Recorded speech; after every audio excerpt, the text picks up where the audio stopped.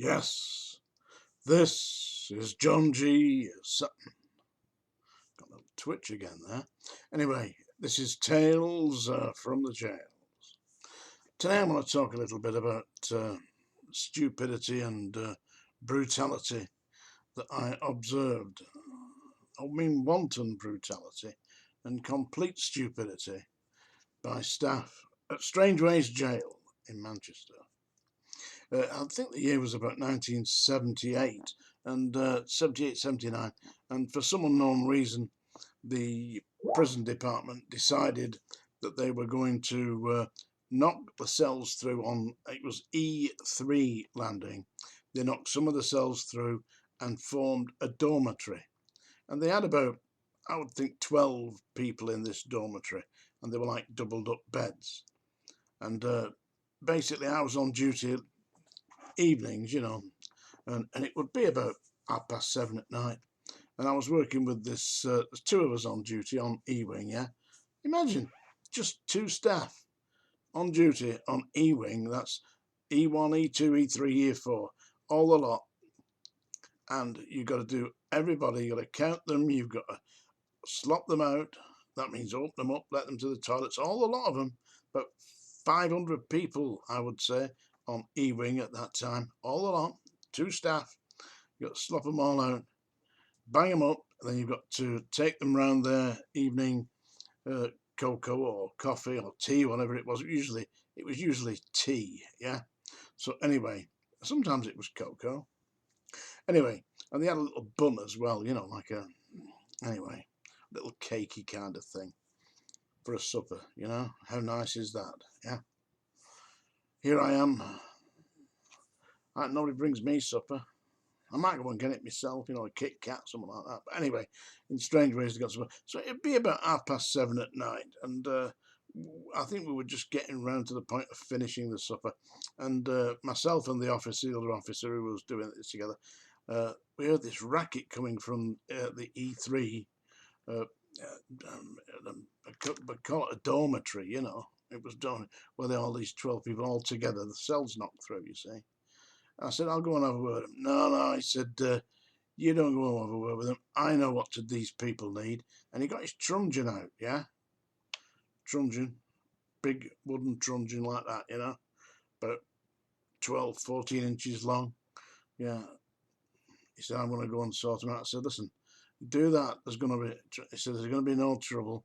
And he just charged off, went up the stairs, because we were on the twos at the moment, but this was three. Went up to E3, went in to the dormitory on E3, and I could hear this bang, smash, crash, bang. So I thought I'd better go up and see what the hell's going on. So I went up and into the dormitory, and this guy on his own had battered every single prisoner in the dormitory. He'd taken his truncheon and beaten them up so I had cuts on the face and blood coming from the mouth and sprawled on the floor, and he was battering 10 bells out of all the lot of them. I said, God's sake, man, there's no need for this. I said, all you need to do is tell them to shut up, not to do this to them. I said, come on out of here. And I thought, hang on, if I don't get out the way, I'm next. So I thought, stuff this. So I left him to it and went back down to the twos and sorted out the cleaners to tidy up after we'd taken round the cocoa and all that. Left him to it, but he'd actually beaten them all up. I mean, if he'd really seriously injured them, I don't know, because we went off duty at about 9:15. And there was one day. This is hard to believe. The Home Secretary was William Whitelaw. Yeah, William Whitelaw came to visit Strangeways, and it would be about 1977, I believe. Yeah, someone about that, yeah. And on E1 landing, the cleaner on E1 landing was an old guy. It was, old, I'm saying old, I'm old myself now. He would have been about 60, but he was a well-worn, he'd had a rough life. He slept rough on the streets, and he used to get himself locked up in Strangeways on a regular basis just so he could get something to eat and sleep in a warm bed. Seriously, that's what people did. And he would deliberately go and break a window or steal milk and get arrested. And he used to get 3 months at a time, you know, and it was pitiful, really. And this old guy, and he was completely bald, yeah? Completely bald, and he was big pot belly, and only a little fella, about 5 foot tall. Anyway, he was used by the staff to clean up on E1 landing. Anyway, William Whitelaw, the Home Secretary, came to visit Strangeways. And I don't know who did this. It was some members of staff. They got this old guy, this old prisoner, who was an obvious, what we call a paraffin lamp, a tramp, you know. But he was in Strangeways as a prisoner. And they got some boot polish. This is the God's honest shoes, the boot polish, and they painted with the boot polish like an old-fashioned parting in hair, black on both sides, yeah. Then they dressed him in this white, like a shirt, a white shirt thing, and they gave him a bowl of slops, you know, like just mucky water, and sent him across the landing, across the main podium, main area in Strangeways, yeah, to William Whitelaw, who was standing in the middle of the area. And he got about halfway across, and the chief officer saw him coming. This old guy with a towel over his arm, like a waiter, and a bowl of slops, and this painted boot polish hair, and he was almost arriving at William Whitelaw when the chief officer grabbed him, ran him across the back, and pushed him down the stairs, back down onto E1. I mean, I was stood there in amazement, watching this. You can not do much about that, you know. But I mean, that was just the way that the staff entertained themselves.